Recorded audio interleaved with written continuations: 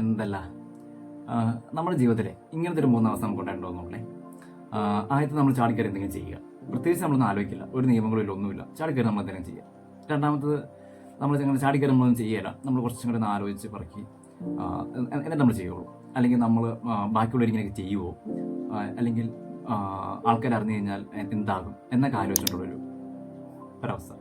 മൂന്നാമത്തെ നമ്മൾ സമചിത്തയോടെ ഇപ്പോൾ എന്താ ചെയ്യേണ്ടത് അത് മാത്രം ചെയ്യുക. ഇങ്ങനത്തെ ഒരു 3 അവസ്ഥ നമ്മുടെ ജീവിതത്തിൽ പലപ്പോഴും ഉണ്ടായിട്ടുണ്ടാവും അല്ലേ. നമ്മുടെ ഈ ഒരു 3 അവസ്ഥ സൈക്കോളജിയിൽ നമ്മുടെ മനസ്സിൻ്റെ 3 സ്റ്റേജ് ആയിട്ടാണ് പറയുന്നത്.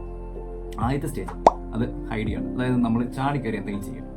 ഇപ്പം ദേഷ്യത്തിലേക്കാണെങ്കിൽ ചാടിക്കയറി എന്തെങ്കിലും പറയുക, ജയിക്കണം എന്നൊരു മനോഭാവത്തോടെ, അല്ലെങ്കിൽ എന്താ പറയുക, നമുക്ക് ഓപ്പോസിറ്റേക്ക് നമ്മളെ പറഞ്ഞ് തോൽപ്പിക്കണം, അല്ലെങ്കിൽ നമുക്ക് ജയിക്കണം എന്ന രീതിയിൽ നമ്മൾ പ്രവർത്തിക്കുന്നത് ഈ ഐഡിയ എന്നൊരു സ്റ്റേജിലാണ്. വേറൊരു എക്സാമ്പിൾ പറഞ്ഞു കഴിഞ്ഞാൽ, നമുക്കിപ്പോൾ വിശന്നിരിക്കണം, നമ്മൾ ചാടിക്കയറി ഭക്ഷണം കഴിക്കും, അല്ലെങ്കിൽ നമുക്കിപ്പോൾ എന്തെങ്കിലും ചെയ്യണം തോന്നും, നമ്മൾ ചാടിക്കയറി ഇങ്ങനെ ചെയ്യും. ഈ ഒരു അവസ്ഥയെ ആണ് നമ്മൾ ഐഡിയ എന്ന് പറയുന്നത്. നമ്മൾ ഈ ഒരു അവസ്ഥയിൽ നമ്മൾ കാര്യങ്ങൾ ചെയ്യുവാണെങ്കിൽ നമ്മുടെ ജീവിതത്തിൽ എപ്പോഴും നമുക്ക് പിന്നീട് ഓർക്കുമ്പോൾ കുറ്റബോധവും പശ്ചാത്താപവും അതുപോലെ തന്നെ വളരെ ഒരു മാനസിക സംഘർഷവും നമുക്ക് ഈ ഒരു അവസ്ഥയിൽ നിന്ന് നമ്മൾ ചെയ്യുന്ന കാര്യങ്ങൾ ഓർത്ത് നമുക്ക് പിന്നീട് ഉണ്ടാകും. ഇനി രണ്ടാമത്തെ സ്റ്റേജ്, അതായത് നമ്മൾ സൂപ്പർ ഈഗോ എന്നാണ് പറയുന്നത്. ഇത് ഒരു നൈതിക ഒരു അവസ്ഥയാണ്. അതായത് നമ്മളിപ്പോൾ ദേഷ്യത്തിലിരിക്കുകയെന്ന് വെച്ചു, അന്നേരം നമ്മൾ സ്വയമേ നമ്മൾ പറയുകയാണ്, ഇപ്പോൾ ദേഷ്യത്തിലിരിക്കുകയാണ്, നമുക്കിപ്പോൾ സംസാരിക്കേണ്ട, ഇവിടെ നിന്ന് പിന്മാറാം, അല്ലെങ്കിൽ മാറി നിൽക്കാം. ഇങ്ങനത്തെ ഒരു അവസ്ഥ നമ്മൾ ചെയ്യുന്ന പല കാര്യങ്ങൾ കൊടുത്തിട്ട് നമ്മൾ പിന്നീടും പശ്ചാത്തപിക്കും, നമ്മൾ സ്വയമേ കുറ്റപ്പെടുത്തും. അതായത് നമ്മൾ സ്വയം പിൻവാങ്ങിയല്ലോ, അല്ലെങ്കിൽ നമ്മൾ തോറ്റു കൊടുത്തല്ലോ, നമ്മൾ വിട്ടുകൊടുത്തല്ലോ, അങ്ങനെയൊക്കെ കൊടുത്തിട്ട്. ഇനി മൂന്നാമത്തെ അവസ്ഥ എന്ന് പറയുന്നത് നമ്മൾ ആദ്യം പറഞ്ഞ ഐഡിയനെയും സൂപ്പർ ഈഗോനെയും ഒരുമിച്ച് ഹാൻഡിൽ ചെയ്യുന്ന അവസ്ഥയാണ്. അത് നമ്മൾ ഈഗോ എന്ന് പറയും. അതായത് ഇപ്പോൾ നമുക്കൊരു ദേഷ്യം വരുന്നുണ്ടെന്ന് വയ്ക്കുക, അല്ലെങ്കിൽ നമ്മളിപ്പോൾ 2 പേര് തമ്മിൽ ഒരു അഭിപ്രായ വ്യത്യാസം ഉണ്ടായി.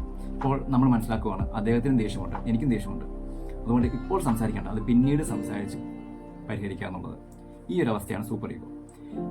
ഈ ഒരു അവസ്ഥയിൽ നമ്മൾ എപ്പോഴും ചിന്തിക്കുക, എന്താണ് ആ സന്ദർഭത്തിൽ അല്ലെങ്കിൽ ആ സമയത്ത് ചെയ്യേണ്ടത്, അതായിരിക്കും നമ്മൾ ചെയ്യുന്നത്. കൂടുതൽ ആൾക്കാരും ഇങ്ങനെ ചെയ്യുന്ന ആൾക്കാരായിരിക്കും കൂടുതലും ജീവിതത്തിൽ സന്തോഷവും മാനസിക സംഘർഷവും ഇല്ലാണ്ട് ജീവിക്കുന്ന ആൾക്കാർ. മനുഷ്യരാണ്, എല്ലാവർക്കും ഈ 3 സ്റ്റേജ് ഉണ്ടാവും. എല്ലാവരും എപ്പോഴും ഈഗോയിൽ തന്നെ കാര്യങ്ങൾ ചിന്തിക്കണമെന്നോ പറയണമെന്നോ പ്രവർത്തിക്കണമെന്നോ ഇല്ല. സൂപ്പർ ഈഗോയിൽ കാര്യങ്ങൾ ചിന്തിക്കണമെന്നോ പ്രവർത്തിക്കണമെന്നോ പറയണമെന്നോ ഇല്ല. ഐഡിയയിൽ നമ്മളെപ്പോഴും ചിന്തിക്കണമെന്നോ പ്രവർത്തിക്കണമെന്നോ പറയണമെന്നോ ഇല്ല. ജീവിതമല്ലേ, സാഹചര്യം വെച്ച് എല്ലാം മാറി വരും. ഇതിനകത്ത് ഏറ്റവും പ്രധാനം വെച്ചാൽ നമ്മുടെ ഈ മനസ്സിൻ്റെ 3 അവസ്ഥയും നമ്മൾ തന്നെ മനസ്സിലാക്കി നമ്മുടെ മനസ്സിനെ നമ്മൾ കൂടുതലായി നന്നായി മനസ്സിലാക്കുക എന്നുള്ളതാണ്. കൺഫ്യൂഷൻ ആയില്ലേ? ഞാൻ പറഞ്ഞുതരാം. നമുക്കിപ്പോൾ ഒരു ചോക്ലേറ്റ് നമ്മുടെ മുന്നിലുണ്ടെന്നൊരു എക്സാമ്പിൾ വയ്ക്കാം. ഈ ചോക്ലേറ്റ് ചാടിക്കറി കഴിക്കണം എന്ന് തോന്നുന്നതാണ് ഐഡിയ.